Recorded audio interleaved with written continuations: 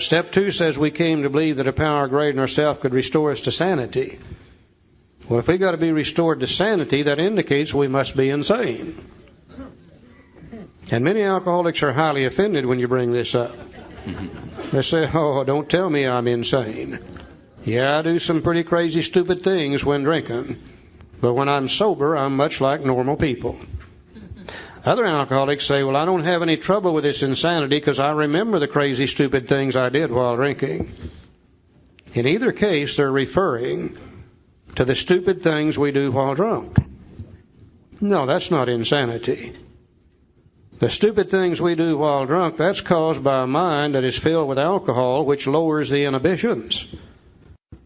And if your mind is filled with something that lowers your inhibitions, look out. You're going to do some pretty crazy, stupid things, all right. That's why they give all that free booze downstairs.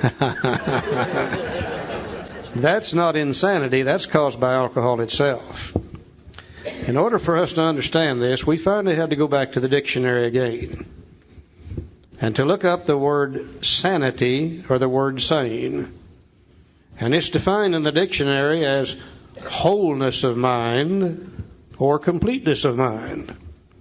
If your mind is whole, if your mind is complete, that means you can see the truth about everything around you. You'll normally make decisions then based on truth, and life turns out to be pretty good. An insane mind is one that is less than whole. A mind that is less than whole cannot always see the truth about everything around it. Sometimes makes a decision based upon a lie, and then life becomes pretty lousy. To be insane does not mean you're crazy. If you're crazy, that means you've lost more than half your marbles. And you got to be locked up somewhere to protect you and society from you. That's craziness. But insanity is just less than whole. I think one of the best ways I know to illustrate it is just, let's take a pie. Set it here in front of us. Let's cut that pie into 10 pieces. You come along and I give you a piece of pie. My pie is now less than whole, but hell, I've still got 90% of it. Somebody else comes along, I give them a piece of pie. My pie is now more or less than whole, but I've still got 80% of it. Insanity does not mean you're all gone. It just means you're not quite all here. Now, when it comes to alcohol, from time to time, it seems as though we're not quite all here, because we can't always see the truth about alcohol. We make a decision based upon a lie, then we run into the truth, and life becomes an absolute living hell. So let's look within the mind of we alcoholics. Just before we take the first drink, stone cold sober, can we or can we not see the truth? If we can see the truth, we're sane. If we can't, we're insane. Now, Bill is going to show us this by a series of examples. He's going to give us the man of 30. He's going to look at Jim. He's going to look at the jaywalker. And he's going to look at Fred. And each time we're going to look into the mind to see if we can or cannot see the truth about alcohol. Let's look at it in just a few minutes. This chapter is called More About Alcoholism. It could be called More Truth About Alcoholism. I've heard all my life, if you know the truth will set you free. And if you're not free, it's because you don't know the truth. And this chapter here is to give me more truth so I can base my life upon truth rather than upon things that are not true. It said most of us have been unwilling to admit that we were real alcoholics. No person likes to think that he's bodily and mentally different from his fellows. Therefore, it's not surprising that our drinking careers have been characterized by countless vain attempts to prove that we drink like other people. The idea that somehow, someday, he will control and enjoy his drinking is the great obsession of every abnormal drinker. The persistence of this illusion is astonishing. Many pursue it into the gates of insanity or death. Now, we learned that we had to fully concede to our innermost selves that we were alcoholics. This is the first step in recovery.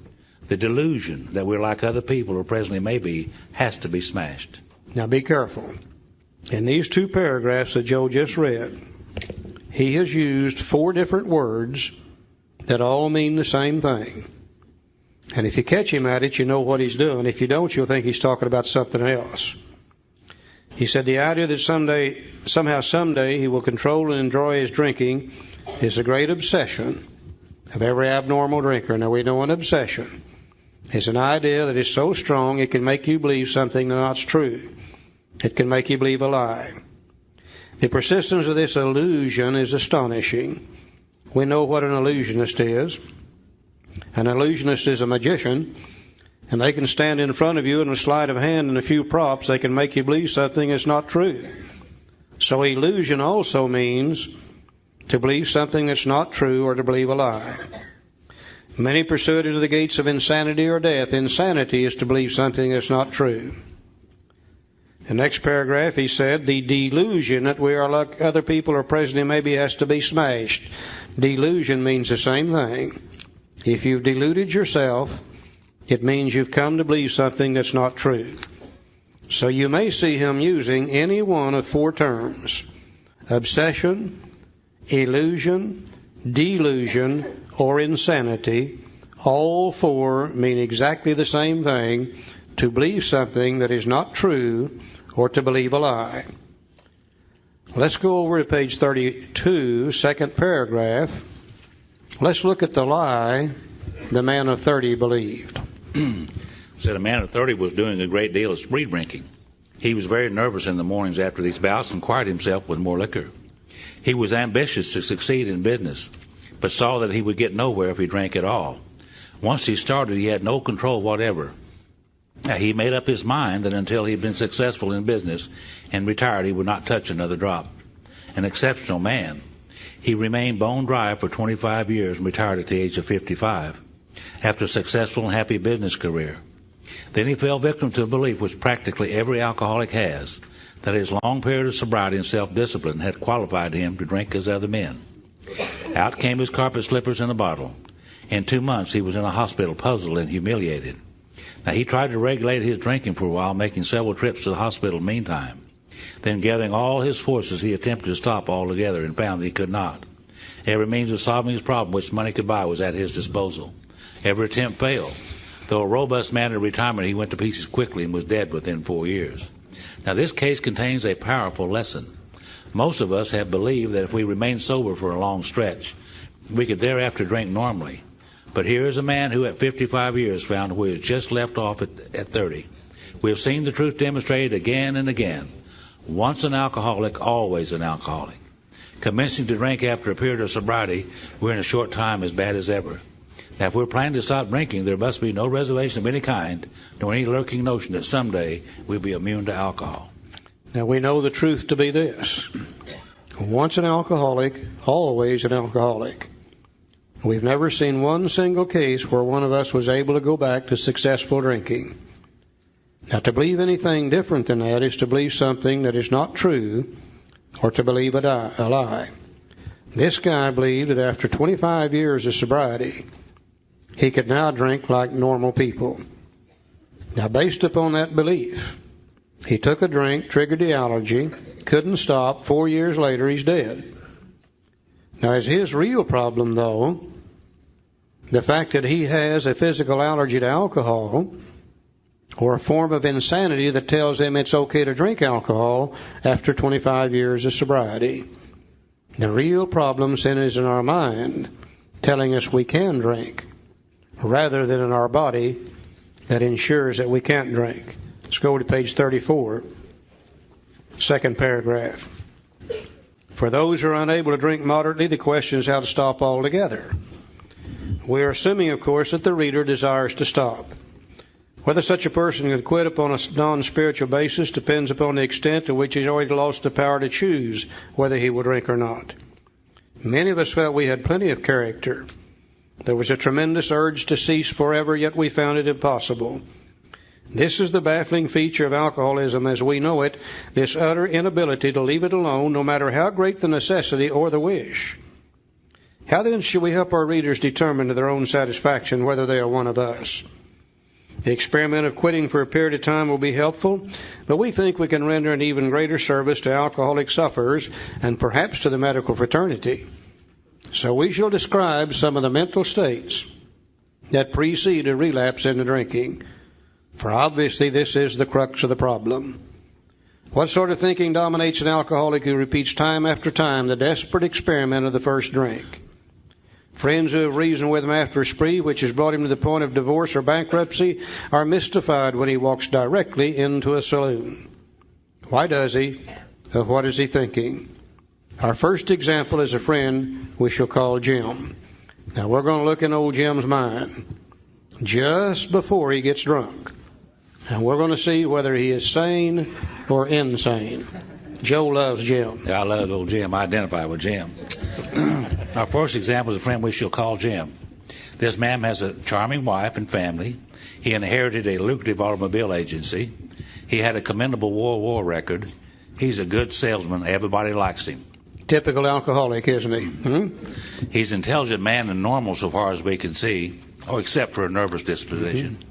Now, he did no drinking until he was 35. In a few years, he became so violent when intoxicated he had to be committed. On leaving the asylum, he came into contact with us. Now, we told him what we knew of alcoholism. They told him about step one, the physical allergy, the obsession of the mind, the powerless condition. And the answer we had found. They told him about step two, the power greater than ourselves could restore us to sanity. Now, he made a beginning. A little later on, the book says step three is just a beginning. So apparently Jim took steps 1, 2, and 3, and immediately things started to get better for him. His family was reassembled, and he began to work as a salesman for a business he'd lost through drinking. And all went well for a time, but he failed to enlarge his spiritual life. The book's going to tell us the only way we enlarge on step 3 is 4, 5, 6, 7, 8, 9, 10, 11, and 12, and Jim didn't do any of those. 1, 2, and 3.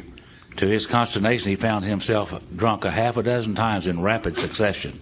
Now, on each of these occasions, we worked with him, reviewing carefully what had happened. Oh, these were good AA members. Jim got drunk 6 times in a row.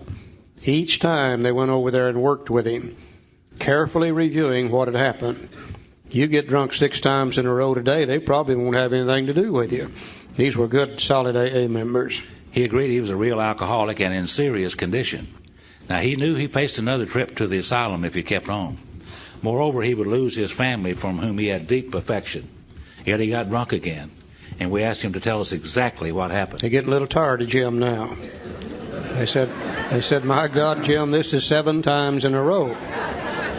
Let's don't go through this anymore. You sit down here, and you tell us exactly how this has happened. Now, on page 36, we're going to see where Jim was sane, and then we're going to see where he went insane. Well, this is his story.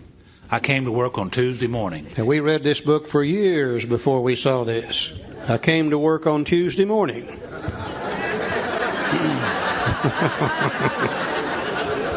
Where was he all day Monday? You know? God, we're bad about Monday. Bad about Mondays.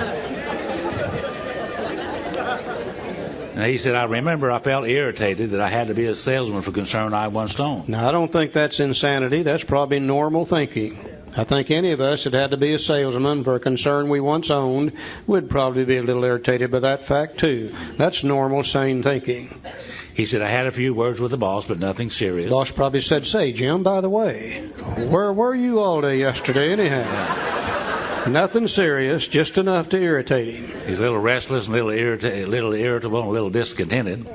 He said, then I decided to drive into the country and see one of my prospects for a car. What's more normal than if you're a car salesman, you want to get away from the shop for a while, drive out in the country, see somebody we already know that we're trying to sell a car to. That would be normal, sane thinking for an alcoholic car salesman. So on the way, I felt hungry, so I stopped at a roadside place where they have a bar. I had no intention of drinking. I just thought I'd get a sandwich. What's more normal than if you're hungry to stop in a roadside place to get a sandwich? The fact that they got a bar there is beside the point. We have no intention of drinking. We're hungry. We're going to get a sandwich. Normal, sane thinking for an alcoholic car salesman. I also had the notion I might find a customer for a bar at this place, which was familiar, but I've been going to it for years. I'd eaten there many times during the months I was sober. We're not going in there to drink. We've eaten there many times during the months we're sober. We're going to go in there and get a sandwich and maybe sell a car while we're in there. Yeah. Normal, sane thinking for an alcoholic car salesman. He said, I sat down at a table and ordered a sandwich and a glass of milk. Still no thought of drinking. Yeah. What's more normal than to sit down at a table, order a sandwich and a glass of milk? Normal, sane thinking for an alcoholic car salesman. So I ordered another sandwich and decided to have another glass of milk. If you're hungry enough, there's nothing wrong with 2 sandwiches and 2 glasses of milk. Unless you're a member of Overeaters Anonymous, you'd better look at it. But that would be normal, sane thinking for an alcoholic car salesman. 2 sandwiches, 2 glasses of milk. Now comes the squiggly writing. That's italic. He said, suddenly. That means right now. Suddenly. The thought crossed my mind that if I would put an ounce of whiskey in the milk, it couldn't hurt me on a full stomach. Now, this is absolute insanity, isn't it? For this guy to believe that he can take whiskey, mix it with milk, and take it on a full stomach and it won't hurt him. Now, based on the insane idea, he makes a decision and takes some action. He said, I ordered whiskey and poured it into the milk. And I vaguely sensed I was not being any too smart. But felt reassured as I was taking the whiskey on a full stomach. Now we've got it inside of ourselves. The physical allergy takes over. Now then we can't stop. The experiment went so well that I ordered another whiskey and poured it into the milk. That didn't seem to bother me, so I tried another. Can you imagine how he's going to feel with whiskey and the milk back and forth? What a hangover he's going to have. Thus started one more journey to the asylum for Jim. Here was a threat of commitment, the loss of family and possessions, to say nothing of that intense mental and physical suffering which drinking always caused him. Now, he had much knowledge about himself as an alcoholic. Yet all reasons for not drinking were easily pushed aside in the favor of the foolish idea that he could take whiskey if only he mixed it with milk. Whatever the precise definition of the word may be, we call this plain insanity. How can such a lack of proportion of the ability to think straight be called anything else? And if you were looking for a definition of insanity, that would be it right there. The lack of a portion of the ability to think straight to be called anything else. Now, is Jim's real problem the fact that he has a physical allergy to alcohol? Or that he has a form of insanity that tells him it's okay to drink alcohol mixed with milk on a full stomach? The real problem centers in the mind telling us we can drink, rather than the body that ensures that we can't. Page 37, last paragraph. Our behavior is as absurd and incomprehensible with respect to the first drink as that of an individual with a passion, say, for jaywalking. He gets a thrill out of skipping in front of fast-moving vehicles. Now, I don't understand this guy at all. But I can see him out here on the interstate, waiting for a truck or a bus to come down through there, jumps out in front of it, spins around 2 or 3 times, sees how close it can come to hitting him without actually hitting him. For some reason, he gets a thrill out of it. Don't understand him, but I can see him doing it. He enjoys himself for a few years in spite of friendly warnings. People say, hey, Bill, you better quit doing that. You're going to get yourself hurt. Up to this point, you would label him as a foolish chap having queer ideas of fun. Luck then deserts him, and he's slightly injured several times in succession. He's getting a little older now. He can't move as fast. I begin to hit him once in a while. Nothing serious. He just kind of bounces off of him. You would expect him, if he were normal, to cut it out. But presently he's hit again, this time has a fractured skull. Now, he got hurt bad this time. Within a week after leaving the hospital, a fast-moving trolley car breaks his arm. He gets hurt bad again. Now, he sings our national anthem. He tells you he decided to stop jaywalking for good. He said, man, I'll never do that again as long as I live. But in a few weeks, he breaks both legs. On through the years, this conduct continues, accompanied by his continual promises to be careful or to keep off the streets altogether. Finally, he can no longer work. He's just so beat up now he can't hold a job. His wife gets a divorce. She's started supporting him and the kids and the hospital bills, and he's held up to ridicule. He tries every known means to get the jaywalking idea out of his head, not his body, his head. He shuts himself up in a treatment center, hoping to mend his ways. But today he comes out, he races in front of a fire engine, which breaks his back. Such a man would be crazy, wouldn't he? Now, you may think our illustration is too ridiculous, but is it? We who have been through the ringer have to admit, if we substituted alcoholism for jaywalking, the illustration would fit us exactly. However intelligent we may have been in other respects, where alcohol has been involved, we've been strangely insane. Strong language, but isn't it true? Oh, I think that's so appropriate today. You know, once again, because of education, many people are getting to us before they have to lose everything. Occasionally, you see somebody come in here that's still married. Once in a while, they come in and they've got a job. Believe it or not, I saw one come in about a month ago and he still had an automobile. And we start talking to those people about insanity. They say, man, don't tell me I'm crazy. I haven't lost anything. I've got my job. I've got my blah, blah. No, we're not talking about that at all. We're talking about one thing and one thing only. Can we or can we not see the truth about alcohol? If we can, we're sane. If we can't, we're insane. Now, the low-bottom drunk like Jim,